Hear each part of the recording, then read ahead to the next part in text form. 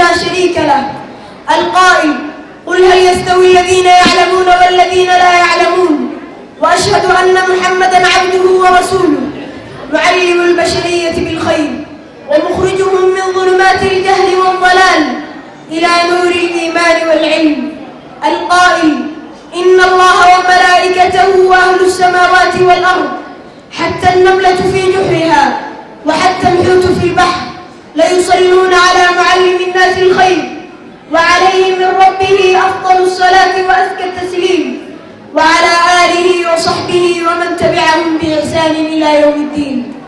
مدير المدرسة، معلمين الأفاضل، آباءنا الأعزاء، أمهاتنا العزيزات، ضيوفنا الأكارم، زملاءنا الأفاضل، أهلا ومرحبا بحفلتنا. نحييكم بتحية من القلب يطيب شذاها مسكا وريحانا وتحمل في ضياتها حبا ووفاء. تحية أهل الجنة يوم يلقونه سلام، فالسلام عليكم ورحمة الله وبركاته.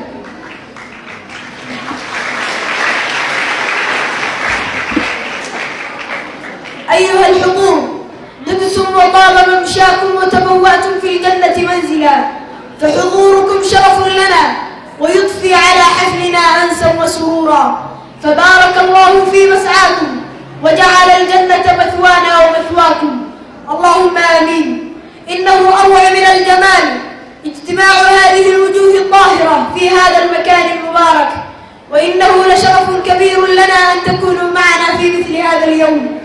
إنه لمن الولاء والاحترام أن نشكر من كان ساعدا أيمن وذراعا لا يكل وراء هذه الإنجازات، وكل من يعمل معه خلف كواليس التنمية والعطاء والبذل والنماء.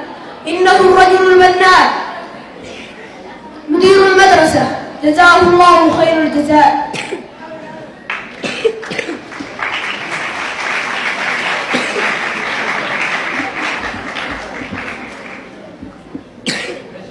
وأود أن أرسل رسالة شكر وحب وعرفان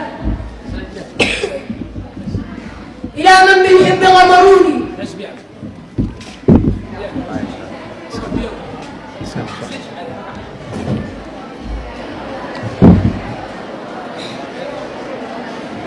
وأود أن أرسل رسالة شكر وحب وعرفان إلى من بالحب غمروني وبجميل السجايا أدبوني، إلى أبي وأمي وعمي وعمتي وخالي وخالتي وأخي وأختي، وإلى من كان حبهما يجري في عروق دمي،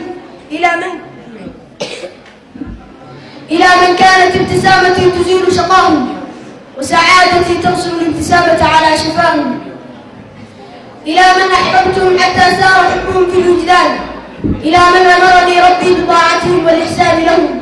أبي وأمي، كلمات الحب عجزت عن وصف حبي الكبير لعظمتكم، حروف العشق عجزت عن نظم أجمل القصائد والألحان فيكم. أنتم قلبي، أنتم فرحتي، أنتم سر السعادة في قلبي. أبي وأمي، حفظكم الله وأبقاكم لناظري. أمي وأبي، أنتم قلبي النابل، حبكم يسري في شراييني إلى من سهروا الليالي من أجل راحة ورسم البسمة على شفتاي، إلى من إذا عشت الدهر كله لن نوفي حقهما، إلى من أوصاني ربي بطاعتهم دون معصيته، إلى سبب نجاحي وسعادتي في الدنيا والآخرة، إلى جنة شكرا أم الحنونة وأبي الغالي.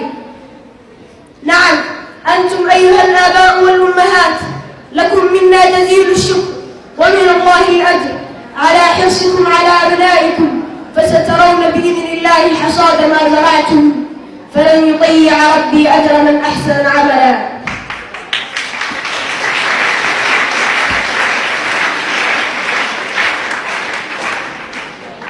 للنجاحات أناس يقدرون معناه، وللإبداع أناس يحسدونه، لذا نقدر جهودك المضنية، فأنت أهل للشكر والتقدير، وأنت أهل للعلم والأدب والثقافة، ومنك ننهل العلم الكثير،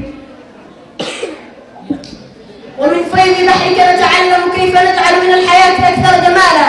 من أعماق قلوبنا نرسل المشاعر لك رسالة من نور، تخترق جدار التميز والإبداع وتصل إلى قلبك أيها المعلم يا رمز التميز، يا صاحب العطاء، يا سيد الفكر العميق. فشكرا لأنك محوت الجهل وأردت قلوبنا بنور العلم. ومن أعظم روائع القدر أن يضع الله في دربك من ينيرون لك الطريق، فهؤلاء وحدهم من يستحقون الشكر والامتنان مثلك يا معلم الغالي. فشكرا لك بعدد قطرات المطر وألوان الزهور وأعداد النجوم. أستاذي الغالي، يا من أعطيت للحياة قيمة، ويا من غرست التميز ومعانيه بين جدران مدرستنا كي نحلق في سمائها، لذا نرسل لك وساما من نور بعدد كل نجوم السماء. أستاذي الغالي، يا من أعطيت للحياة قيمة، ويا من غرست التميز ومعانيه بين جدران مدرستنا كي نحلق في سمائها، لذا نرسل لك وساما من نور بعدد كل نجوم السماء. عبارة الشكر تخجل منك يا معلم الغالي، لأنك أكبر منها، فأنت من حولت الفشل إلى نجاح باهر. عمل المعروف يدوم والجميل دائما محفوظ، لا تفكر في يوم أن أنسى أنك وقفت إلى جنبي.